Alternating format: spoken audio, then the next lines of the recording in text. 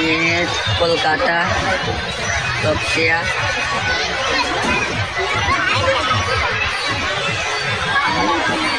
কুষ্টিয়া ময়দানে এসেছি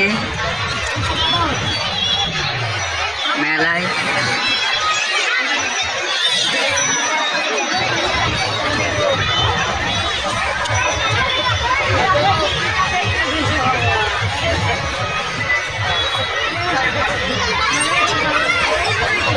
খুব বড় মেলা।